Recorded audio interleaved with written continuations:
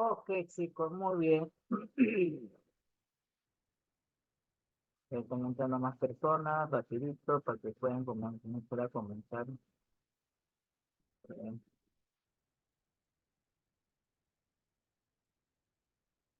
Ah,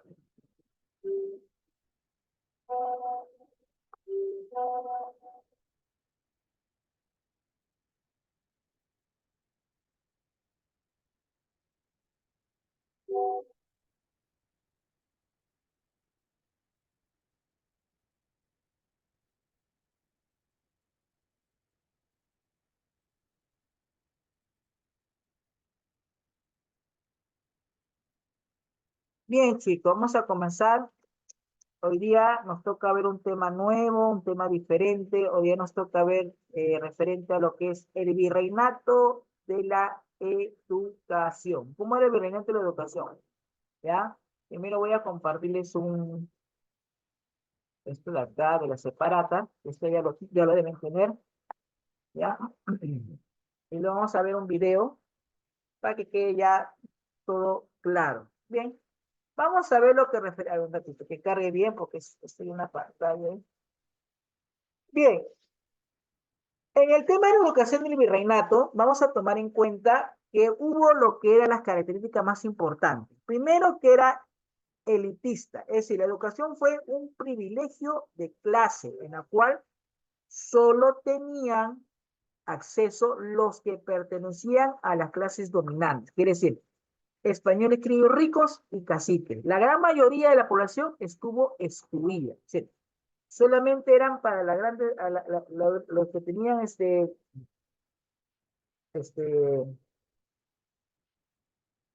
tenían poder, tenían dinero, todo eso. ¿Ya? Vamos con la dogmática. Los estudios eran controlados por el Estado español y por la Iglesia. Por lo tanto, los conocimientos impartidos no podían ser cuestionados. Si el rey quería de esta manera, eran de esa manera. No había otra opción, no había otra forma de hacer la enseñanza, era de esa manera. ¿Ya? No se tenía que cuestionar lo que hacía ni el Estado ni la Iglesia. Eh, Memorística, la metodología se basaba en la repetición de lecciones y enseñanzas impartidas por el maestro. Imagínate, era muy poco de leer, era más memorístico, ¿no? No había un esquema dado, era todo memoria. Estructura de los estudios. Las primeras letras consistía en el aprendizaje de la lectura, escritura, en castellano, operaciones básicas de aritmética y doctrina cristiana. Se realizaba bajo la supervisión de un tutor o en una escuela parroquial. ¿Ya? Esas eran las primeras letras. Los estudios menores consistía en la lección de latín. Aprenderlo era muy importante para los conocimientos que eran transmitidos en esa lengua. ¿Sí? El latín. Muy aparte del español, había lo que es el idioma latín. Los estudios mayores, una vez concluidas las clases de latín, los estudiantes continuaban sus estudios, los estudios mayores en los cuales se dictaban clases de filosofía o de arte. Era muy poco la matemática, muy poco la comunicación, ¿no? Centros de estudio. Para los criollos, la metrópolis española permitió la instalación de universidades según el modelo europeo, pero también se crearon centros de estudios superiores dirigidos por las congregaciones religiosas. Cuando hablamos de este tipo de estudio, debemos distinguir dos tipos de instituciones, las universidades y los colegios reales, llamados también colegios mayores. Colegios reales o mayores eran internados donde se impartían los mismos cursos que se dictaban en la Universidad de San Marcos. Si los estudiantes querían obtener un grado académico, es decir, bachiller, licenciado, maestro, doctor, debían rendir examen en la universidad. Entre los colegios mayores tenemos el Colegio San Pablo, San Martín y San Bernardo, en el Cusco. Las universidades eran los centros de estudios superiores y que otorgaban grados académicos. La materia que se enseñaron en las aulas universitarias fueron filosofía, arte, derecho y teología. Las universidades que se fundaron durante el virreinato fueron, ¿cuáles fueron esas universidades? Tenemos la Real Pontificia Universidad San Marcos, fundada el 12 de mayo de 1551 por iniciativa de Fray Tomás de San Martín, mediante la cédula firmada por el rey Carlos I. La Universidad San Cristóbal de Huamanga, en Ayacucho, en 1667. La Universidad San Antonio de Abad del Cusco, fundada en 1692. La Universidad San Agustín de Arequipa, fundada en 1741. Estas cuatro universidades fueron las dadas.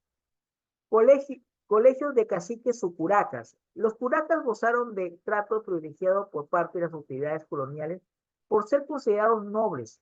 Esto implica que estaban por encima de los indios de común y podían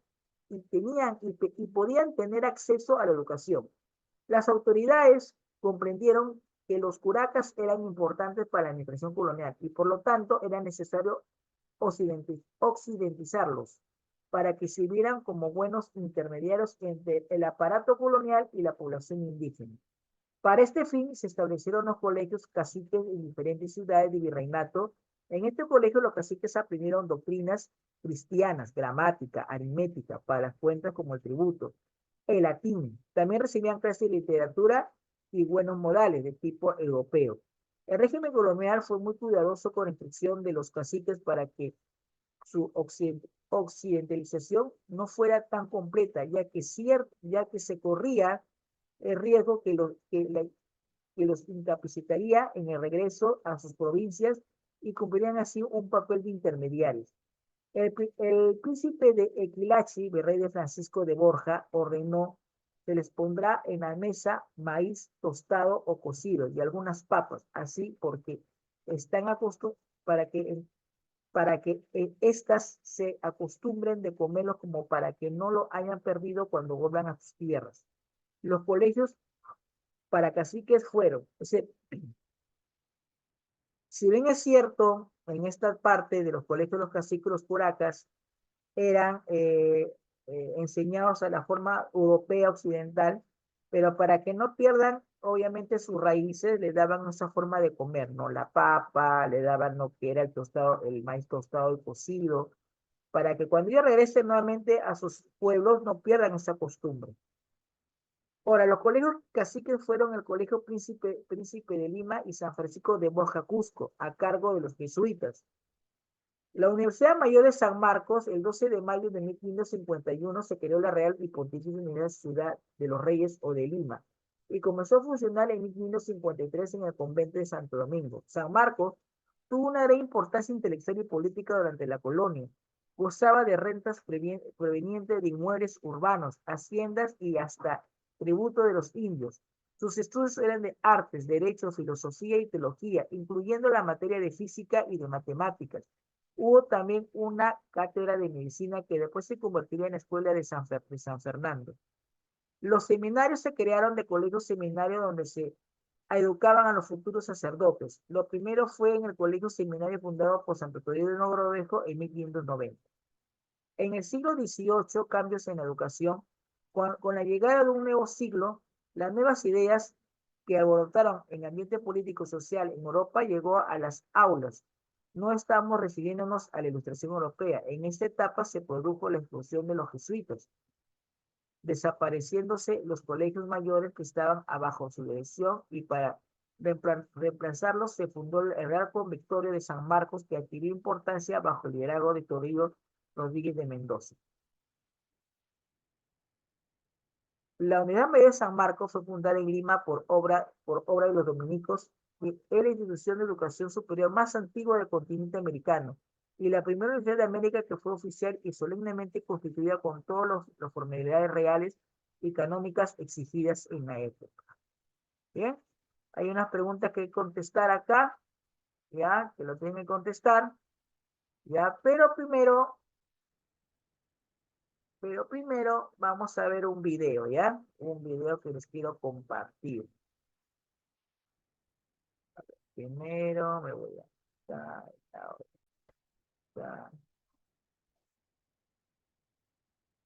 ¿Qué pasó? Ay,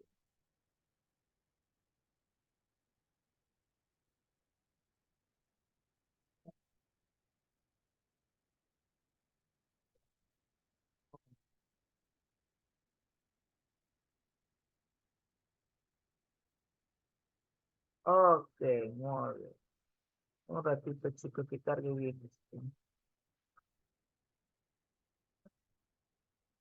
Listo, ahora sí, atentos, atentos, porque luego vamos a hacer lo que es el trabajo que voy a dejar. Va.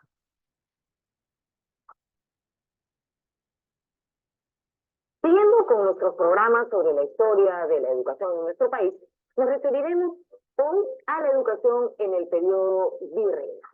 En la época colonial, la enseñanza tuvo dos objetivos fundamentales: formar buenos cristianos y formar buenos súbditos del poder español. En este sentido, fue determinante el papel que jugaron algunas órdenes religiosas, entre las que destacan nítidamente los jesuitas. Fueron 3 siglos de dominación española donde se impuso una educación elitista y excluyente.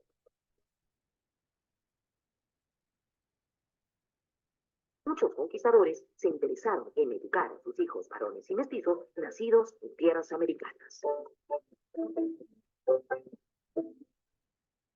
Durante los primeros años de la conquista española, los conquistadores quisieron que sus hijos mestizos, nacidos con mujeres indias, recibieran una educación occidental.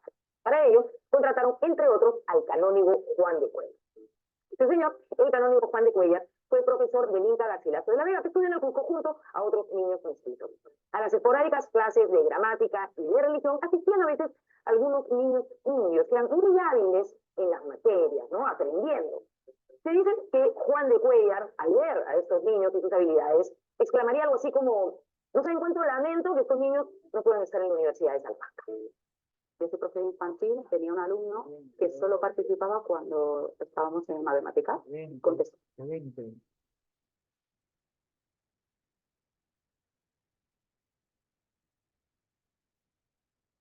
No, simplemente. Un ratito, chicos, ya. Disculpen, disculpen. Prudencia, le digo.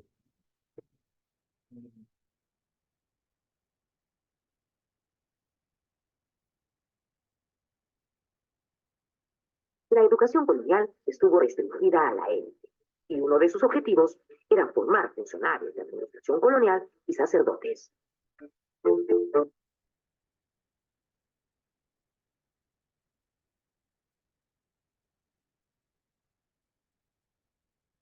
Los estudios oficiales se dividían en primeras letras, estudios menores y estudios mayores.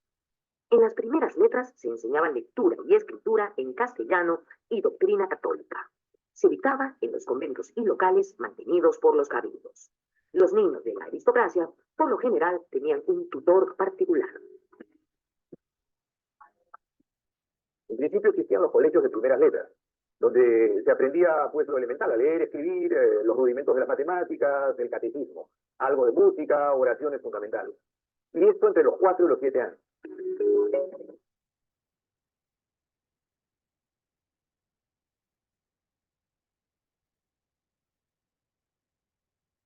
Estudios menores se terminaban entre los 12 y 14 años y se enseñaba obligatoriamente latín, gramática, retórica y dialéctica.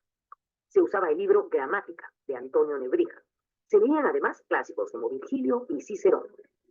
Los estudios menores podían ser equivalentes al final de nuestra primaria y toda la secundaria contemporánea. ¿Qué se cursaba en los estudios menores? Pues humanidades, también matemáticas, pero sobre todo mucho latín. Se estudiaba latín. ¿Por qué? Porque apuntaba a los estudios superiores. Y los estudios superiores eran dictados en latín. Los estudios menores se ofrecían por regla general en los conventos, ¿no? De las órdenes tradicionales, ¿no? De los dominicos, los mercedarios, los agustinos, los franciscanos, incluso de los betlemitas.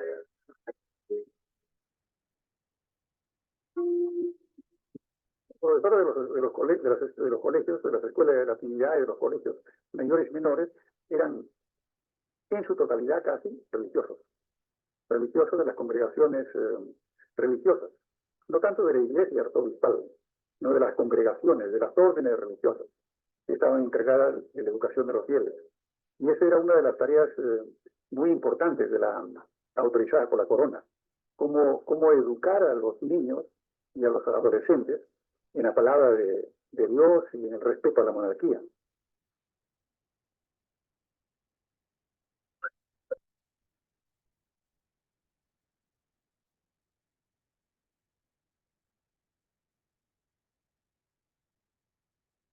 Entre las órdenes religiosas responsables de impartir conocimientos, destacaba nítidamente la Compañía de Jesús.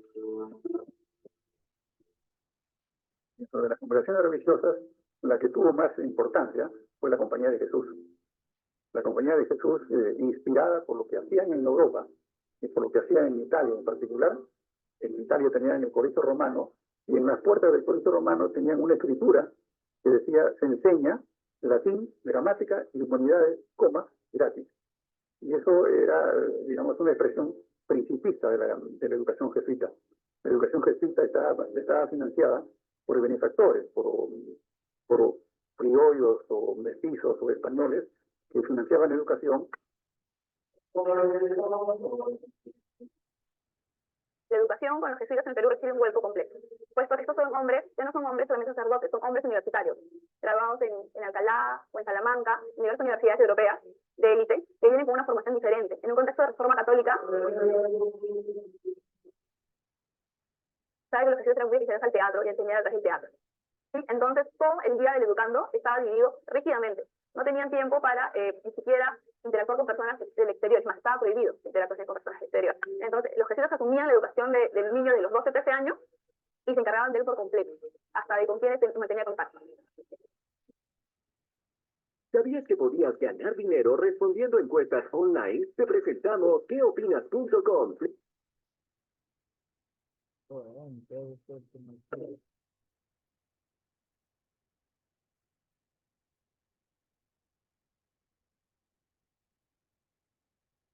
Luego de las primeras letras y de los estudios menores, seguían los estudios mayores, es decir, la educación superior, que iba dirigida a la élite y tenía lugar en colegios y universidades.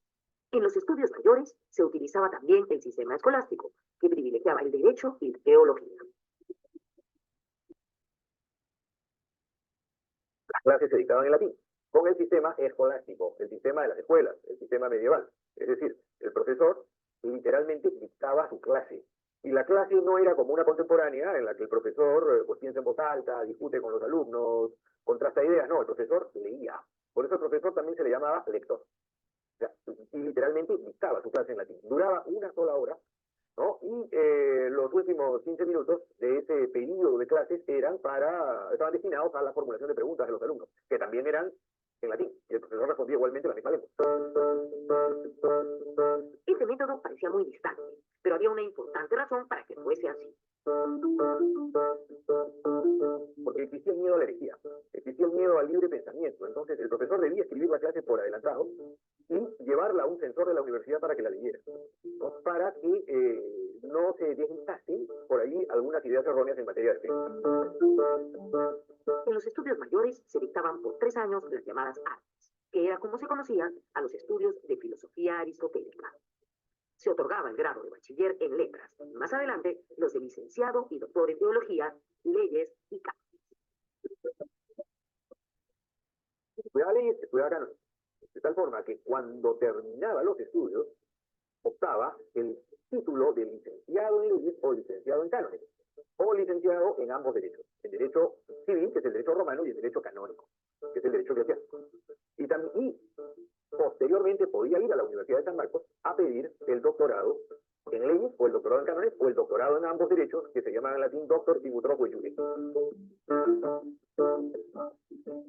El que obtenía el título de bachiller o licenciado en leyes o cánones en un colegio mayor podía ir a la Universidad de San Marcos para obtener el grado de doctor.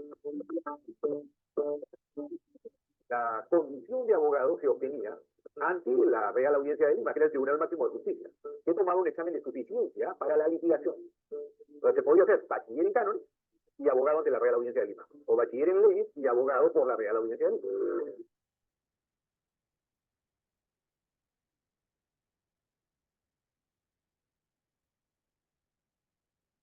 La educación femenina estaba en función del lugar que ocupaba socialmente, ¿no? Y también varía a lo largo del periodo colonial, ¿no? Los primeros núcleos educativos que se pueden llamar fueron, por ejemplo, el origen de Santa Clara, como señala Catherine Goente en Cusco, ¿no? Donde fueron las hijas mestizas y legítimas de los conquistadores, ¿no? ¿Cuál era la educación? Ahí era historizarlas, ¿no? Convertir a las mestizas en españolas, ¿no? Entonces, enseñar enseñarles la forma de a comer comida española, a hablar castellano, a rezar, ¿no? A vestirse como españolas, a tratarse como españolas. Entonces era un poco hispanizante, ¿no? Entonces, y era ahí se iniciaba quizá el aprendizaje tradicional, ¿no? Como parte de un mundo doméstico con con una educación quizá más sistemática en términos de catecismo, aprender a leer y escribir, que también era signo de estatus.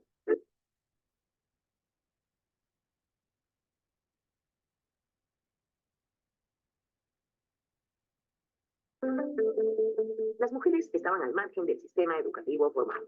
La instrucción estaba vinculada a los conventos, al ámbito familiar y, en algunos casos, a profesores o tutores particulares. Estamos hablando a partir del siglo XVI hasta bien entrado el siglo XVIII. Además, las mujeres de élite que tenían el dinero para costearlo, lo que hacían era recurrir a tutores privados en sus casas.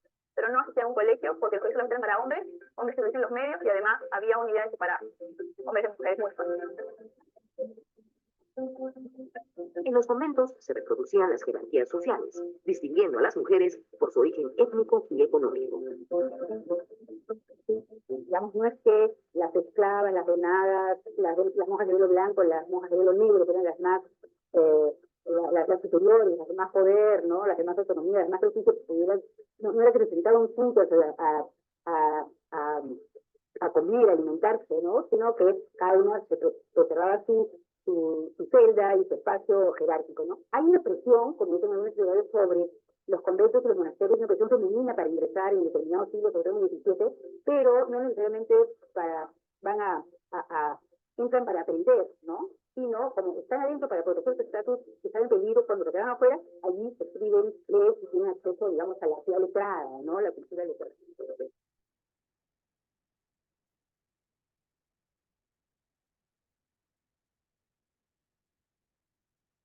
Hablando de las mujeres tenían lo que se llamaba casas de recogimiento. ¿Sí? En estas casas de recogimiento, aparte de enseñarles a ser buenas cristianas y algunas labores, también se les enseñaba, por ejemplo, a leer y escribir. Solamente la educación en primeras letras. No llegaba a un colegio máximo a obtener un grado en la universidad. Solamente lo mínimo indispensable para poder desenvolverse en la sociedad colonial.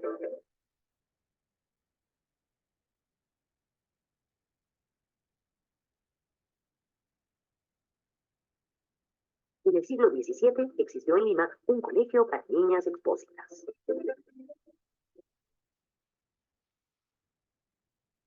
Una experiencia interesante que es el Colegio de Niñas de Santa Cruz de Atocha, ¿no?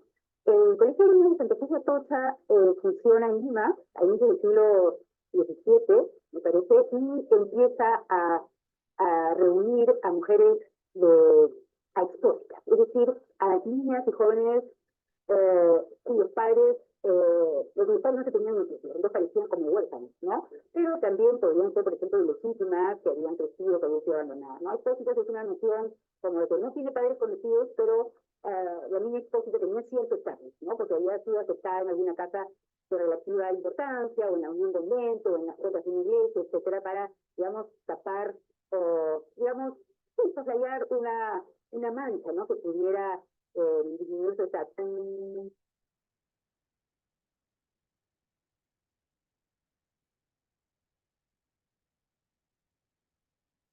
Hubo tres tipos de colegios en el virreinato: los de las órdenes religiosas, los colegios mayores y los colegios para curadas.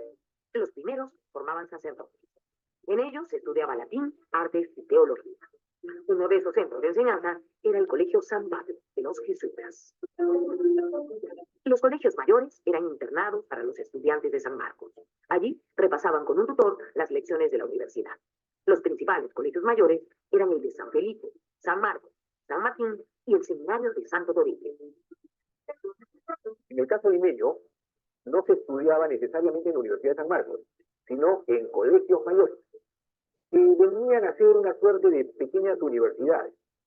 Había toda una red de colegios mayores, todos, sometidos a la Universidad Mayor y Pontificia, o la Universidad Mayor Real y Pontificia de San Marcos.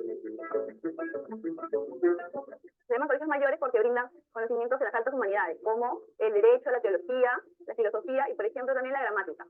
A este nivel académico pues, se le denomina máximo o mayor.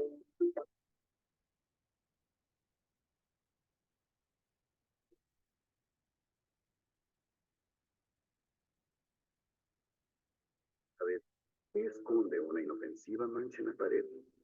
El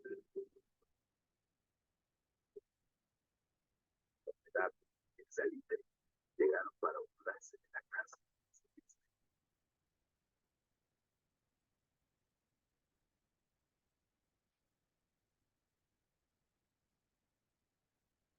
Las estructuras de las columnas, peritas, apaleadas.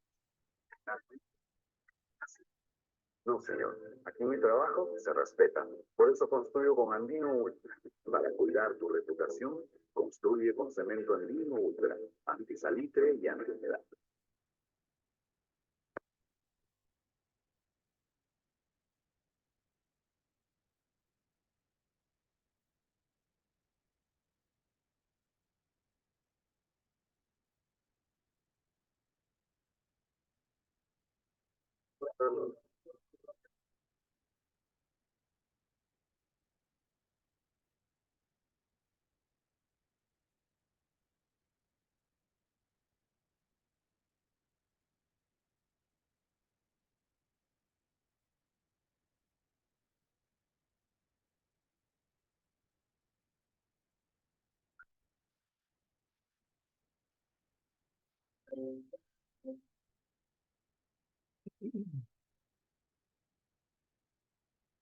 El tercer tipo de colegio era el de caciques o curas.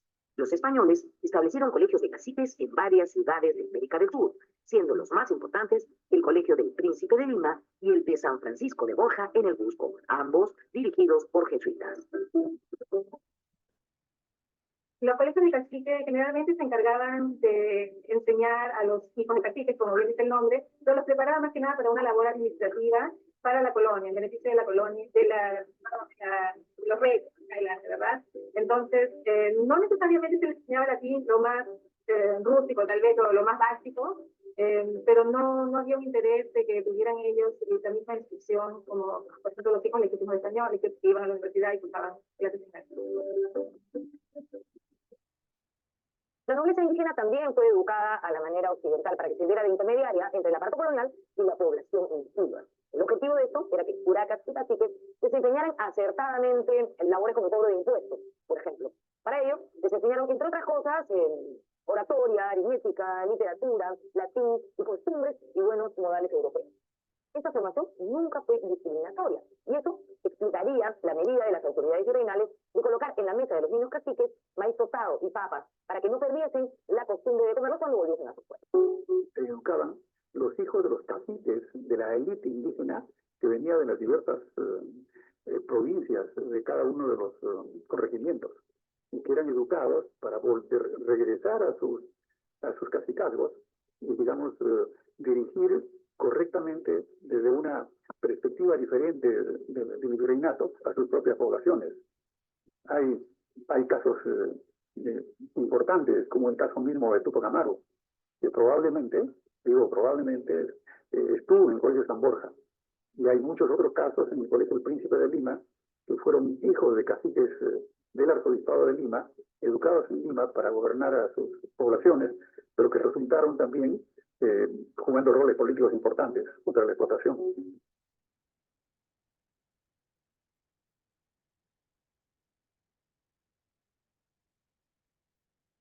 Formal, en época colonial, replicaba la discriminación y los prejuicios del Estado virreinal. Existieron también algunos casos aislados. Se conoce que la población esclava negra no tenía acceso a la educación. ¿Sí? Sin embargo, se conocen algunos datos para el Colegio Máximo de San Pablo que los jesuitas organizaron un tipo de colegio o escuela de primeras letras para educarlos. ¿Sí? Al mismo tiempo, se conoce que en las haciendas jesuitas alrededor de Lima también se les enseñaba lo básico. A través de la religión se les enseñaba, por ejemplo, a leer, no mucho a escribir, pero sí a leer y expresarse correctamente. A través de una tarea evangelizadora, por supuesto. En 1748 empezó a funcionar la Escuela de San Sebastián, en Paucartambo, Cusco. Su fundador fue el corregidor español nacido en Sevilla, Sebastián Márquez. Esta escuela tuvo varios años de exitoso funcionamiento, a pesar de ser bastante sui generis.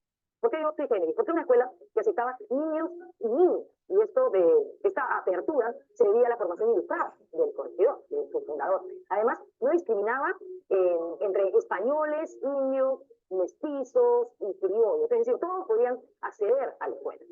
Suena súper bien, ¿no? Sin embargo, no todo era perfecto. ¿Por qué? Porque los asientos de adelante estaban reservados para los niños de piel blanca, de buen parecer, mientras que en los asientos de atrás se sentaban los indios. ¿Para qué? Para preservar el buen orden y el buen crédito de la escuela. Imagínense. En el campo estrictamente educativo, a inicios del siglo XIX, destacó la figura de Miguel de Izaguirre, residente en Perú, pero nacido en Chile. Miguel de Izaguirre fue uno de los criollos defensores de indígenas en el Perú. En 1808-9 escribió un documento para promover una educación de la indígena.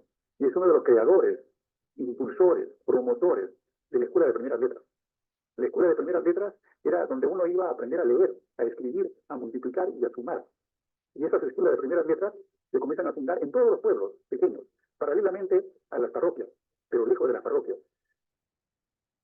Miguel de Izaguirre se preocupó por la educación de los indígenas del virreinato peruano. Con ideas ilustradas vanguardistas, fue uno de los promotores de la formación laica en el Perú. Estas escuelas de primeras letras van a enseñar no solamente a ser súbditos, sino a ser ciudadanos.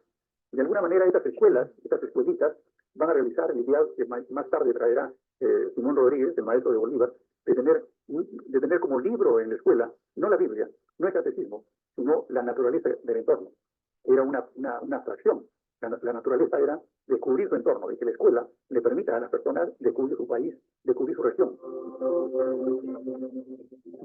En líneas generales, este fue el panorama de la educación colonial en el virreinato peruano a puertas de la independencia política de España. A pesar de su fuerte carga religiosa, la educación en el virreinato sí experimentó una evolución.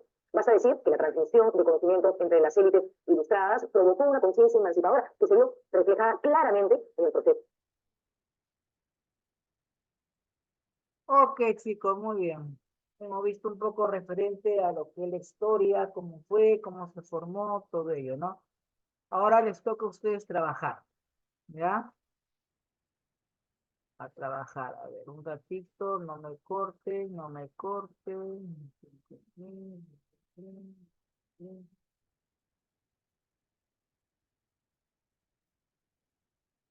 Ya, a ver.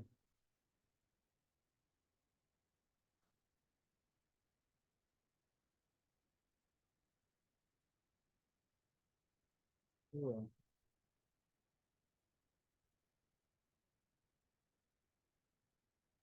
De paso que también les voy a enviar el link de la segunda parte de historia, ¿ya? Para que puedan, pues, que podamos trabajar juntos.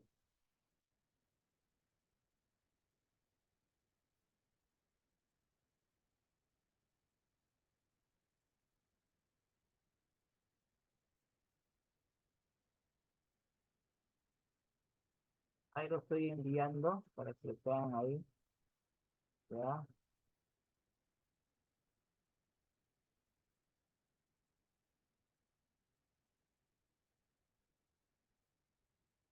Ok, chicos, hemos visto ya la parte de los... Bien, a ver, comparto ahora mi... Ojalá acá. Bien, el trabajo va a ser el siguiente, chicos. Es el que está acá en pantalla, donde dice retroalimentación, ¿ya? A ver, ahí está. Y esto de acá, que es la evaluación, que ya es como trabajo ya es un trabajo para ustedes. Ahorita quiero que me trabajen esta parte de acá. Si se acaba el tiempo del Zoom, ingresan al siguiente para poder explicarle el trabajo de acá. ¿Ya? Por favor. Comiencen a trabajar. La información me la envían a mi WhatsApp. Ya saben, el personal. Lo voy a escribir de nuevo en el grupo de WhatsApp.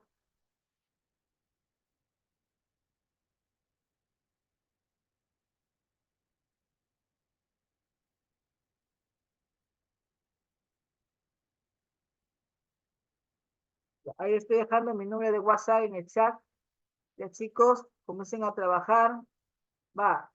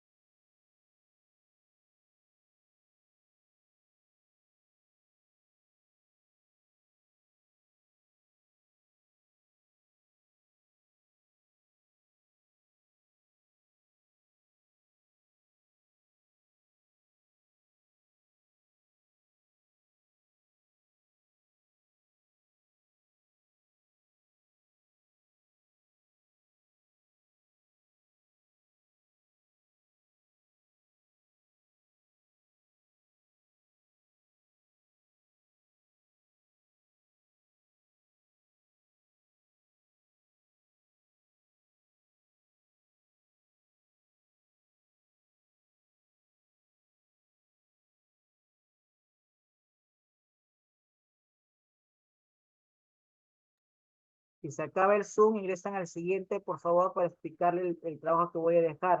Vayan contestando esas 4 preguntas y me la envíen a mi WhatsApp.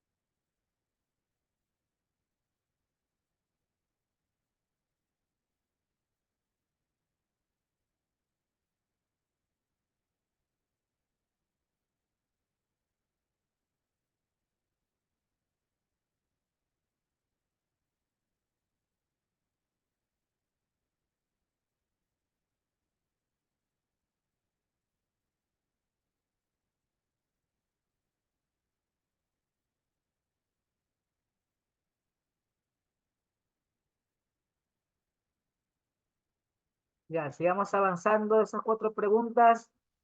Vamos.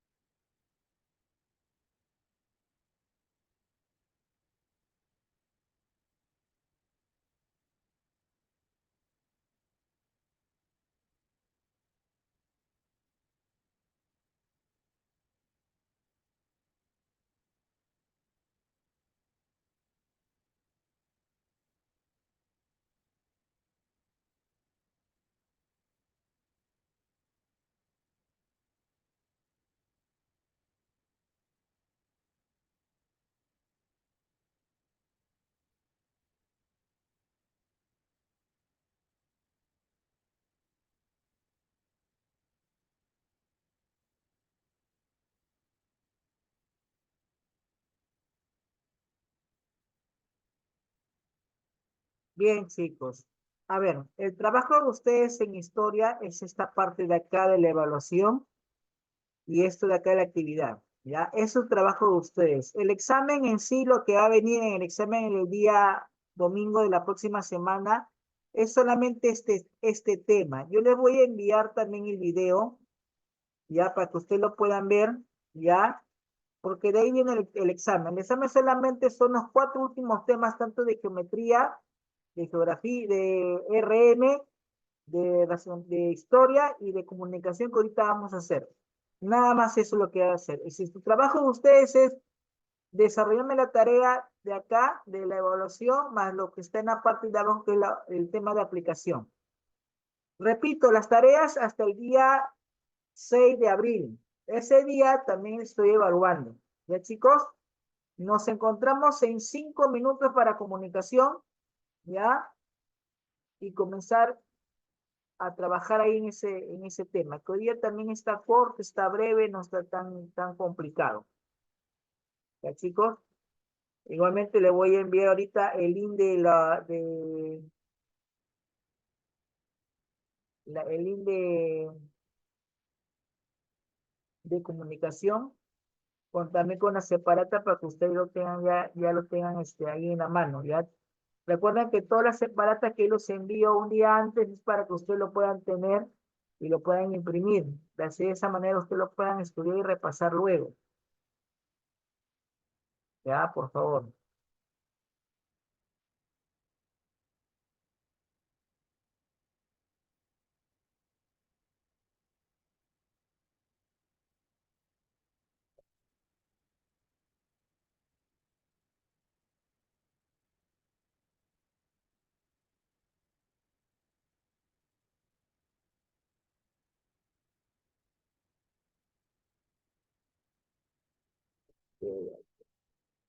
Ya. Le voy a enviar el link de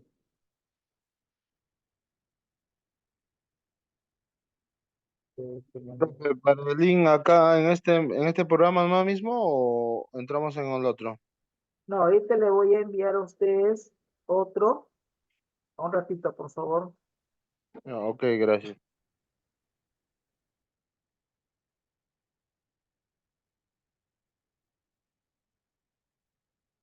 Ahí les acabo de enviar ya comunicación para que puedan ingresar ahí ahí mismo. Ya, nos estamos viendo entonces en unos 5 minutos, nos vemos ya en comunicación.